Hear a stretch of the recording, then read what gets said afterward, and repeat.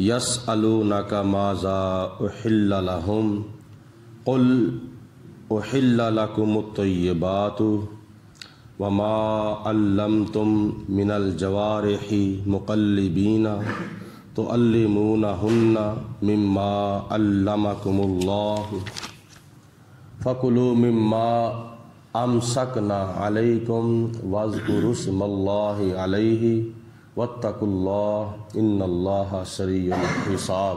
सदक़ल्लाहुल अज़ीम। ये सूरह माइदा की आयत नंबर 4 है। इस आयत मुबारका में अल्लाह ताला ने हलाल जानवरों के शिकार करने के कुछ मसाइल बयान फरमाए हैं। इस आयत मुबारका का शान नज़ूल ये है, मुफस्सिरीन कराम ने लिखा है कि नबी करीम अलैहिस्सलाम के 2 सहाबी जिनका नाम हज़रत अदी बिन हातिम और दूसरे का नाम हज़रत ज़ैद था। एक वो सहाबी हैं नबी पाक अलैहिस्सलाम के हज़रत ज़ैद बिन हारसा जिनको हुज़ूर अलैहिस्सलाम ने अपना मुँह बिल्ला बेटा बनाया हुआ था, और ये और हैं हज़रत ज़ैद और हज़रत अदी बिन हातिम। इन दोनों ने एक मरतबा हज़ूर अलैहिस्सलाम की बारगाह में सवाल किया कि या रसूल अल्लाह सल्लल्लाहु अलैहि वसल्लम, हमारे जो कुत्ते हैं और बाज हैं वो हम उनको शिकार के लिए जंगल में छोड़ते हैं, तो क्या उनका शिकार किया हुआ हलाल जानवर जो है हमारे लिए हलाल है? तो उस वक़्त अल्लाह ताला की ज़ात बाबरकात ने ये आयत मुबारका नाज़िल फरमाई कि खुदा ताला की तरफ से हज़रत सैयदना जिब्रील अलैहिस्सलाम अल्लाह की तरफ से ये पैगाम लेकर हाज़िर हुए। यस्अलूनका, ऐ मेरे प्यारे हबीब अलैहिस्सलाम, ये आपके सहाबा आपसे सवाल करते हैं, पूछते हैं। वैसे भी कुरान पाक में अल्लाह ताला ने इरशाद फरमाया फस्अलू अहला ज़िक्र इन कुंतुम ला तालमून, कि तुम अहले ज़िक्र से पूछ लो जो मसला तुम्हें मालूम नहीं है। सारी उम्र गलत फहमी में रहना और मसला ना पूछने की तकलीफ़ ही गवारा ना करना, तो ये भी एक दीन से दूरी का ज़रिया और सबब है। जब खुदा ने कुरान पाक में फरमा दिया है कि पूछ लो जिस मसले का तुम्हें पता नहीं है, तो सहाबाए कराम नबी पाक अलैहिस्सलाम की बारगाह में हाज़िर होते थे और अर्ज़ करते थे, हजूर फ़लाँ मसला कैसा है, फ़लाँ मसला कैसा है। तो ये 2 सहाबी हजूर की बारगाह में अर्ज़ करते हैं यस्अलूनका, या रसूलल्लाह हमें मसला बताइए, माज़ा उहिल्ल लहुम, कि हमारे लिए कौन कौन सी चीज़ें हलाल हैं।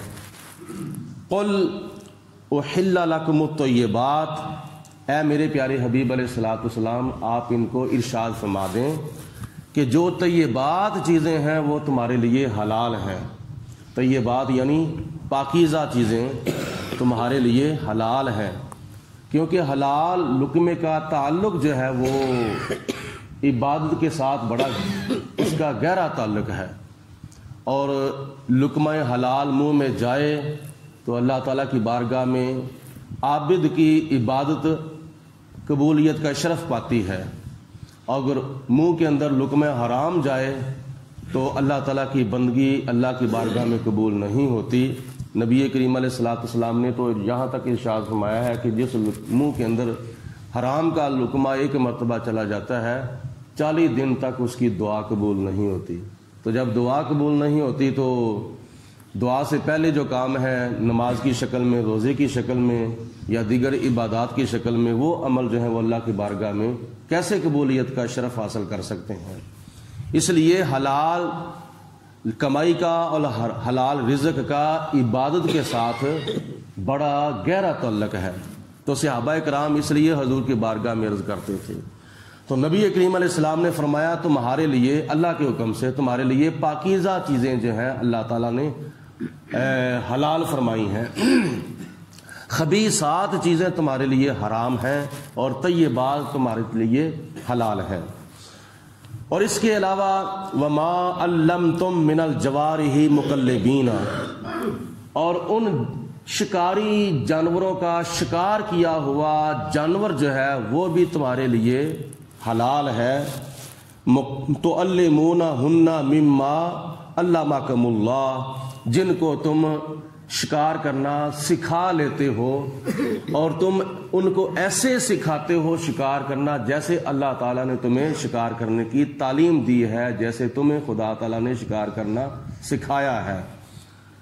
جب شکار کرنے کے لیے کوئی جانور جس کا تعلق درندوں سے ہو یا جس کا تعلق پرندوں سے ہو، درندوں سے مثلاً کتا ہے یا چیتا ہے، اور جس کا تعلق پرندوں سے ہو مثلاً شکرا ہو یا باز ہو یا شاہین ہو، تو ان کو شکار کرنے کے لیے جب جنگل میں چھوڑنا ہے تو کیا نام ہے، شکار کرنے کی شرائط میں سے پہلی شرط یہ ہے کہ ان کو شکار کرنا سکھایا جائے، ان کو کیا نام ہے ٹریننگ دی جائے، جیسے اللہ پاک کی ذات بابرکات نے تمہیں کیا نام ہے سکھایا ہے۔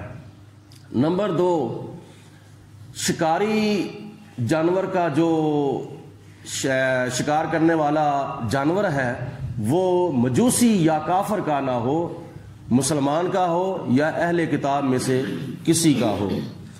اور اس کے علاوہ اللہ کی ذات بابرکات نے ایک اور شرط بیان فرمائی ہے، فَكُلُوا مِمَّا أَمْسَكْنَا عَلَيْهِ، تو شکاری جانور جو شکار کر کے حلال کا جانور شکار کر کے لایا ہے اس کو زخمی کیا ہوا ہو، اور دوسرے نمبر پر اس کو شکاری جانور نے کھایا نہ ہو، بلکہ شکار کرنے والے انسان کے لیے، مسلمان کے لیے باقی رکھا ہو، چھوڑا ہوا ہو، کیا نام ہے سنبھال کے رکھا ہوا ہو، اس کو خود نہ کھایا ہو۔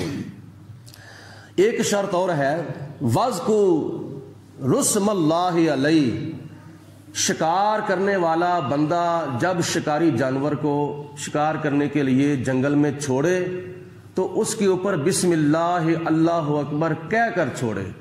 جان بوجھ کر اگر اس کے اوپر بسم اللہ اللہ اکبر نہیں پڑے گا تو اس کا شکار کیا ہوا جانور جو ہے وہ حلال نہیں ہوگا بندے کے لیے، تو اس لیے اس کو کیا نام ہے چھوڑنے سے پہلے بسم اللہ اللہ اکبر کہہ کر چھوڑا جائے۔ اسی طرح یہ ہے انڈائریکٹ شکار کرنا، ایک ہوتا ہے ڈائریکٹ شکار کرنا۔ انڈائریکٹ تو یہ ہے کہ شکاری جانور کو جس کا تعلق پرندوں سے ہو یا درندوں سے ہو تو ان کو چھوڑتے وقت بسم اللہ اللہ اکبر پڑھنا ہے، یہ ہے ڈائریکٹ۔ اور انڈائریکٹ نا یہ ہے انڈائریکٹ، اور ڈائریکٹ یہ ہے کہ ایک آدمی شکار کرنے کے لیے چلا ہے اور اس نے تیر ہاتھ میں پکڑا ہے، اور تیر کیا نام ہے مارتے وقت وہ اس تیر کے اوپر بسم اللہ اللہ اکبر پڑے گا۔ کیا پتہ ہے کہ تیر مارتے ہی وہ جانور مر جائے، یا شکاری جانور کو جنگل کے اندر چھوڑا ہے تو اس کے شکار کرتے وقت ہی وہ مر جائے؟ تو اللہ تعالیٰ نے پہلے ارشاد فرما دیا کہ جب تم نے شکار ڈائریکٹ کرنا ہو یا انڈائریکٹ کرنا ہو، پہلے بسم اللہ اللہ اکبر کہہ کر ان شکاری جانوروں کو چھوڑا جائے یا تیر مارا جائے۔ اللہ تعالیٰ کی ذات بابرکات نے آگے ارشاد فرمایا، وَاتَّقُوا اللَّهَ، اور اللہ تبارک و تعالیٰ سے ڈرو، یعنی شکار کرتے وقت بھی خدا تعالیٰ سے ڈرنا ہے۔ مطلب یہ ہے کہ شکار کرنے کی شرائط جو ہے وہ پوری کی جائیں، اور ان شرائط میں سے ایک شرط بھی نہ پوری کی جائے تو شکار ہوا جانور جو ہے وہ چاہے وہ حلال ہی ہوگا پہلے، لیکن اب کھانے کے لیے بھی حلال نہیں رہے گا، کیونکہ اس نے ان شرائط میں سے ایک شرط بھی پوری نہیں کی۔ اور ان میں سے ایک چیز یہ بھی ہے کہ حضرت سلیمان علیہ السلام کی بارگاہ میں ایک مرتبہ ایک چڑیا اور ایک چڑا مقدمہ لے کر آ گئے، کیس لے کر آ گئے، عرض کی اے اللہ کے نبی ہمارا ایک فیصلہ کر دیجئے۔ آپ نے فرمایا کون سا فیصلہ ہے، کون سا تمہارا مقدمہ ہے، کون سا کیس ہے؟ عرض کی اے اللہ کے نبی فلاں بندے نے ہمارے ایک فرد کا شکار کر لیا ہے۔ تو جناب سلیمان علیہ السلام نے فرمایا کہ جب خدا نے شکار کرنا حلال فرمایا ہے، اس میں نجائز والی بات نہیں ہے، تو پھر تم کیوں مقدمہ لے کر آئے ہو؟ ٹھیک ہے اس نے شکار کیا ہے، تمہارے کسی فرد کا تو ہو گیا ہے۔ تو تو وہ کہتے ہیں کہ ہمیں اس پر اعتراض نہیں ہے کہ اس نے شکار کیوں کیا ہے. جب خدا کی ذات بابرکات نے شکار کرنا جائز قرار دیا ہے تو ہم کون ہیں؟ ہمیں اعتراض اس بات پر وہ ہے کہ جب وہ شکاری آیا تھا شکار کرنے کے لیے تو وہ شکاری کا لباس پہن کر کیوں نہیں آیا تھا؟ وہ عام لباس میں آیا تھا. تو جب آ رہا تھا تو ہمیں کیا پتا تھا کہ اس نے آتے ہی تیر مار دینا ہے؟ اگر وہ شکار کے لباس میں آتا تو ہم بھی سمجھ لیتے، ہم بھی اپنا دفاع کر لیتے. لہٰذا وہ عام لباس میں آیا ہے، اس نے ہمارے ساتھ دھوکہ کیا ہے، دھوکے کے ساتھ اس نے تیر مارا ہے، لہٰذا اس کے خلاف مقدمہ کیا جائے. تو ان میں سے ایک بات یہ بھی ہے کہ جب شکاری شکار کرنے کے لیے چلے تو شکاری کا لباس پہن کر عام لباس میں جائے گا تو وہ جانور کچھ اور سمجھیں گے. اس لیے اللہ تعالیٰ نے فرمایا واتقوا اللہ، اور اللہ تعالیٰ کی ذات بابرکات سے ہر وقت ڈرتے رہو اور ہر جگہ پہ ڈرتے رہو. ان اللہ سریع الحساب، بے شک اللہ تعالیٰ جلد حساب لینے والا ہے کہ تم نے شکار کیسے کیا ہے. اس کا اللہ تعالیٰ قیامت کے دن حساب و کتاب لے. ایک مسئلہ یہ بھی یاد رکھیں کہ شکار اگر تیر کے ساتھ کیا ہے یا کسی شکاری جانور کے ذریعے کیا ہے تو شکار ہوا جانور جب بندے کے پاس پہنچے گا، اگر وہ زندہ ہے تو اس کو دوبارہ بسم اللہ اللہ اکبر کہہ کے ذبح کرنا چاہیے.